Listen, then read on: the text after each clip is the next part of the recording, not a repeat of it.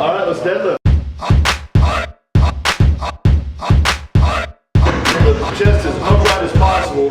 Maintain the hands as hooks and drive them to the floor with the legs. Okay? But a lot of people think they have to do is bend the back and pull with the back. That is not a sumo lift. Okay?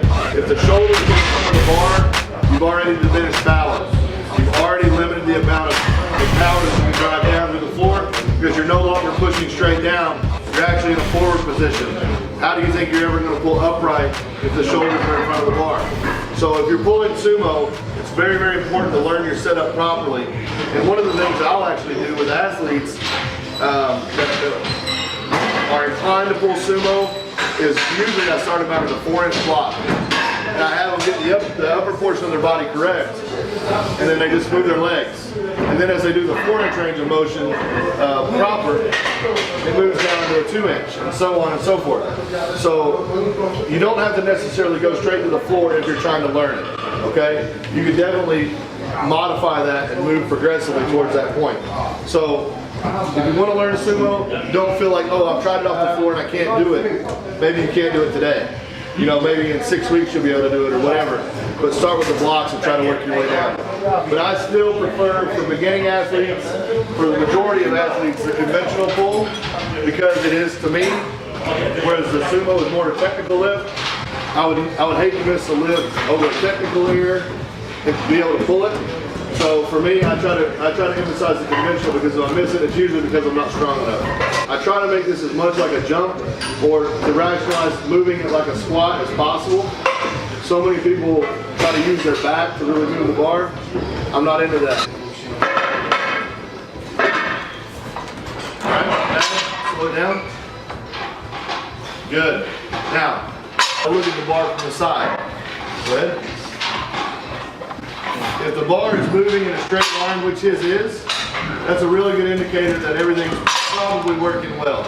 But from there, I still look at the body and how it's moving. Now stop just a second. Go ahead, stop. You hear the big argument between a rounded back start and a flat back start. I've looked at videos of a lot of great pullers, and the one thing I can tell you consistently is stiff legs. Like a KK who starts very, very rounded back. Benny Magnuson starts very, very rounded back. There's a name of every lifter that starts rounded back, and there's a name or a list of lifters that start with a very straight back. Where I look at the lift to tell me if you're doing it correctly, but pull your knees and hold it. Pull your knees. Yeah. So, at the knee position, look where his back is. It is flat. Go ahead and finish. Good. So he was able to finish that lift properly because at his knees, at his knee position, the shoulder, the elbow, the bar, the knee, and the ankle in a rectangular box. That ensures that he'll be able to stand up correctly. Now whether he gets it rounded back, straight back, whatever, from the floor to there, I really don't care. Because if he gets there properly, that means he got off the floor properly, and he will finish properly. It's individual. You know, if you work so hard, if you're a rounded back guy like me, and all I did was spend my time trying to get the straight position, I've tried it. And when I get to my knees, I feel like I'm going to fall. When I start with a rounded back, I get to my knees and my back is actually straight, I feel like I'm finished strong. Don't get caught up in the minutia. Just lift, and when there's a problem, diagnose the problem and fix it. I want you to tuck the lats in and down. There, now press. There, good. That's it. His lats are kind of lax.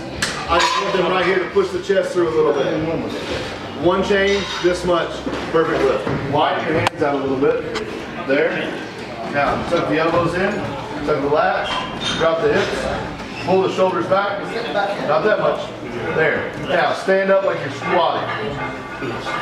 See the difference? Everything came undone at once. So, we have a difference of where his legs are already locked, and he's hinging on those two little erectors, or now he's in a position where the back stays a little more upright and he finishes with the legs. Everything unlocking at once. So, by over starting a little bit in the beginning, go ahead and start up. Drop the hips a little bit, retract the shoulders and push. Go. Now everything gets perfectly undone. Small changes, alright? Very good. How do you feel about people looking up as they start the pull? You know, like with the head face position. You know, I know that the spine likes to be in a safe position. Like, nowhere in life do you walk around like this. Again, if you have a reason for it and you can justify it and it feels better to you, fine. But for me, I like to be in a kind of a neutral position. Kick your left leg back to me as straight as you can. All right, again, a little bit higher, a little bit higher. All right, so you got right here to about here. Now look straight up and do that. Like aggressively straight up. Now do it. Now see, you shut the glute off when you look up like that. Guess what's really important on the top of a deadlift? Your glutes. So if you're looking up like this, I hope whatever you're looking at is worth more than your PR, because at this point right here, it pushes the pelvis forward and it shuts the glute off. Okay? So by having the head in a more neutral position, or even up just a little bit, that's fine. But when you really cock the head back, so. now in sumo it's different. In sumo it's a much different code, because the hips should already be down and locked, and all you're doing is extending the pelvis forward, so you're trying to throw the head back. In a conventional position where the head is coming forward, this position is going to disengage the glute. So 2 different commands, 2 different lifts, all right? If you're looking up in the squat, chances are you're just going to rotate right back. See, when they do that, it's wrong. Yeah. Rob's a good deadlifter. He's very good.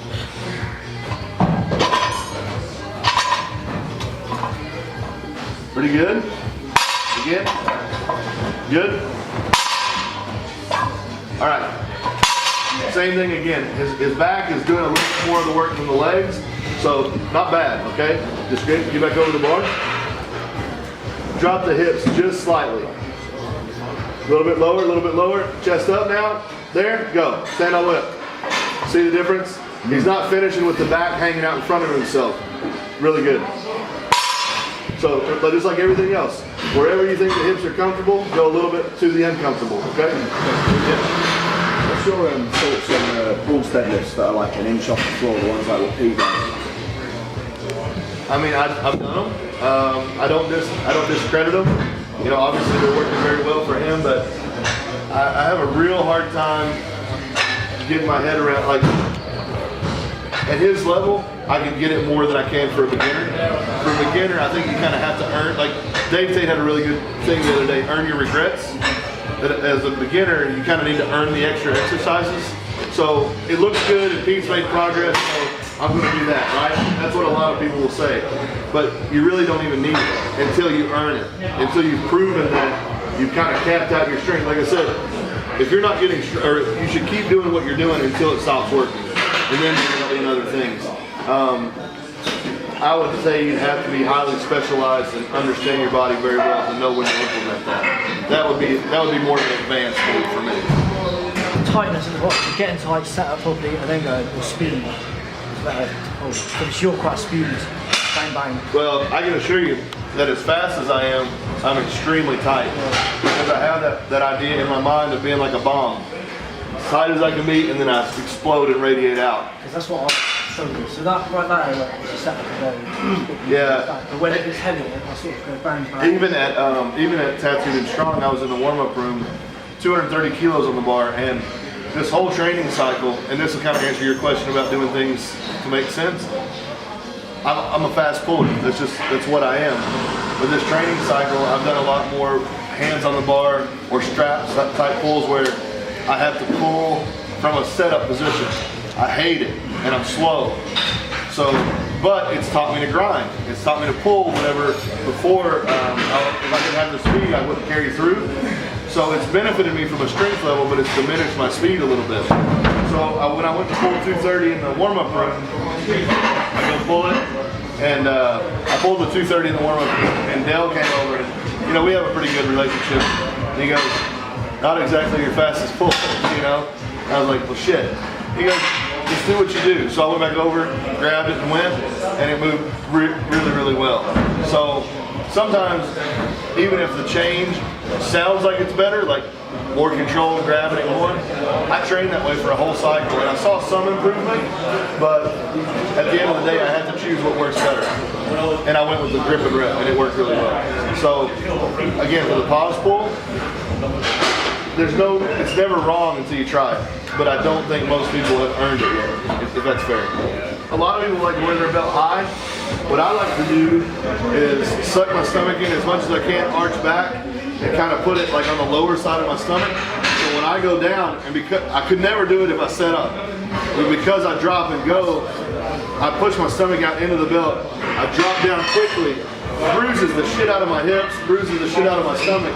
But when I'm down here and I'm getting ready to go, I'm pushing my stomach like this into that belt, and it's pushing me and driving me back. So I feel like, well, I know I get 20 kilos out of my belt when I wear it versus when I don't.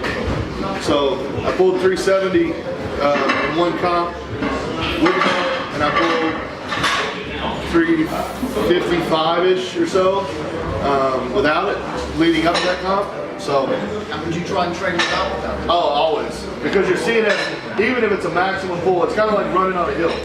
If I run as hard as I can up a hill, no matter if I feel physically exhausted, I will recover quicker from that than I will on flat ground. Why? Because on flat ground, I will go faster, okay? The leg turnover will be higher. Even though that hill is harder, I will still recover from it. That's like a safety squat bar. If you can squat 700 with a safety squat bar and 800 with a straight bar, even though it feels harder in the moment, you will recover because it's only 700 pounds.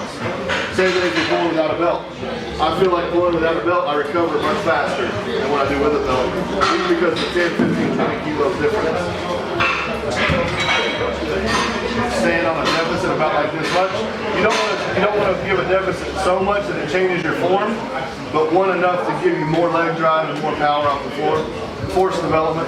Just out of interest, with where you stand on something, you never ever go to that position when you get there. Well, that's what I'm saying. That's why it only has to be marginal. Right. Like even a half an inch will work. Because if you go 2 inches or more, then it changes the form. Now, it's the same reason I don't like block pulls or high rack pulls for the very same reason, because I don't ever recommend doing rack pulls or block pulls for a maximum. I recommend doing them for weight or for repetitions to try to build a deficiency. So let's say I've seen guys, oh look, I did a 1,000-pound rack pull, but they got their hips way down here and their head's on their back and all they're doing is this. Well, when you look at their deadlift, they're like this. So how much is a deadlift that's like this going to really benefit from a rack pull that's like this, you know? It's kind of like having a guy pull like a strongman deadlift if he's a power lifter. It's not going to work. So I try to find a level of the block to where if you were to juxtapose a block pull and a floor pull, and at that point they're in the same position, have him set up in that same position 60, 70, 75% and have him do rep work. Because what is accessory work really? Trying to diminish weak points. So why do I have to max out on an accessory? I don't. I'm maxing out an accessory for my ego, or for YouTube or Instagram. If I'm actually doing the accessory work for what it's intended for, it's to eliminate a deficiency. So I have never ever, I think my best block pull ever is 350, okay? And I pulled 380 in a comp. So, you know, it's, you know, I never had to do more than that because I always did rep work. I always did like 35 reps with 350. How do you know if you're Sumo I think it's just, you got to trial by error, you know. It's, I think it's, to be honest, every lifter should be training both. You're never going to see me do sumo from the floor just because I don't care anymore. I pulled 785 from the floor in sumo, but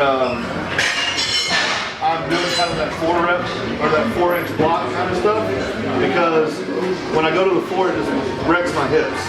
Now, if I had to, gun to my head, I could go to the floor and I could pull a big weight.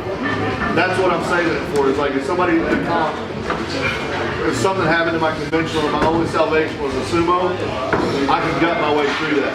But I don't want to try to gut my way through busting my hips up for a lift that I'm not going to do in comp. You know, I think that somebody with really long femurs is going to struggle as a sumo.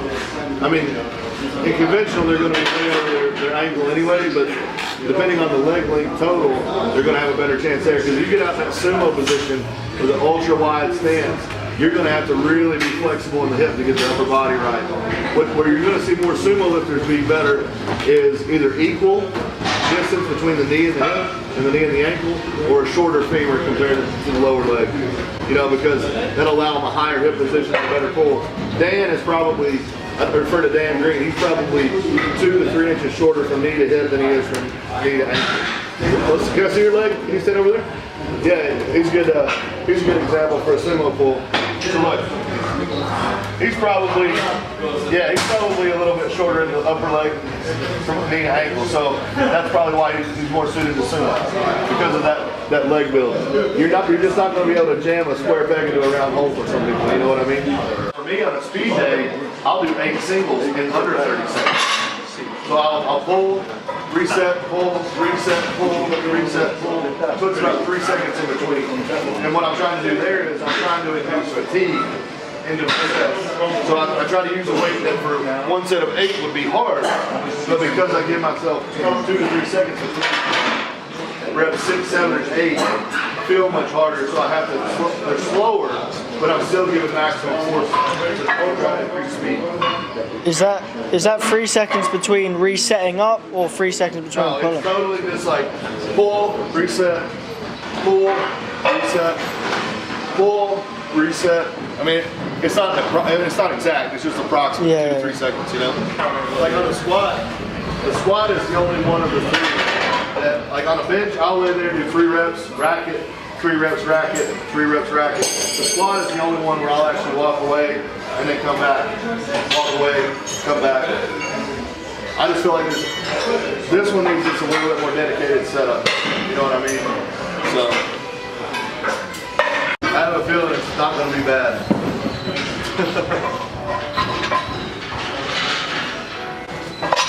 Good. I want you guys to notice, I was about to correct it, but he corrected it himself. Get back in your form, set up, but don't start your pull.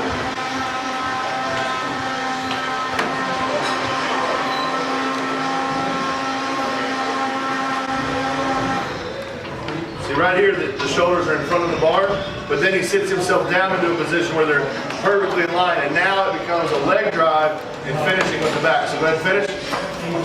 See what he does right there? Really extend the hips forward aggressively. So, perfect right there. The only thing that I'm looking at a little bit different is your head goes down. I might allow the head to come up just a little bit, but that's neither here nor there. Don't let it go. But the setup's perfect. So.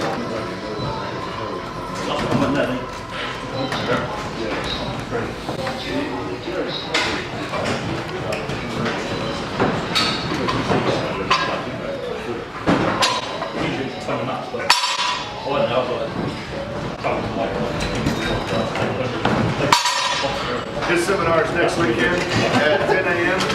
Be right here. Form's great, man. Really good. I wouldn't change anything. The only thing I would really focus on is force development. Just trying to get faster and faster and faster. Truth of the matter is, we all tell ourselves it's strength, and it is. But if you're not moving these things fast, it doesn't matter how strong you are. The mindset should always be fast. And that's why, Louis always emphasizes speed training. I believe in speed training. Even if you don't believe in speed training, you want to move the bar as fast as you can. So that's my 2 cents on that. I find tucking my legs when it gets to like cut there. Yeah. Do you find it different like when you rotate the bed No, when I'm here, as I'm grabbing the bar, when my hands go like this, I kind of roll my feet, grab the first one, and come around like this. Lat tuck, and then lat tuck, and I'll come off the ground flying as hard as I can. This. Put my foot over, grab here, lat tuck, here, lat tuck. Coming off as much as I can in that position. Everything's already back like that, okay?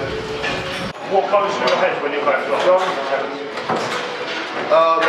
That I earned it and that I deserve it. And if I do everything right, that's the only way to get this.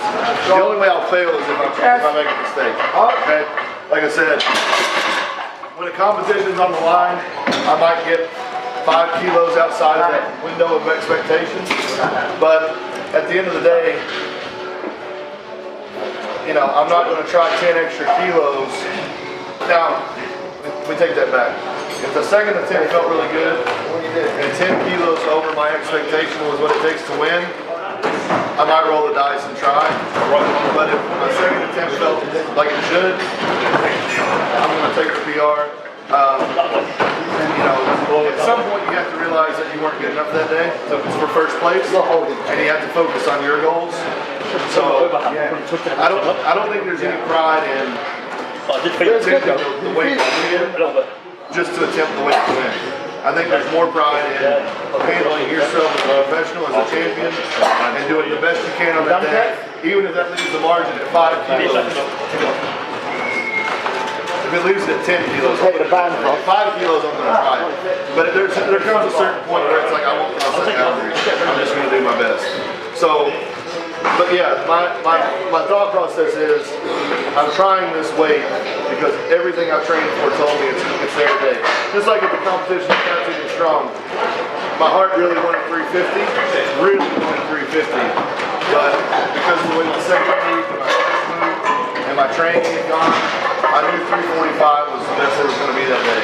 And I think it showed true. I might have had 365, you know, I might have been able to kind of grind through it, but 360 was the right call.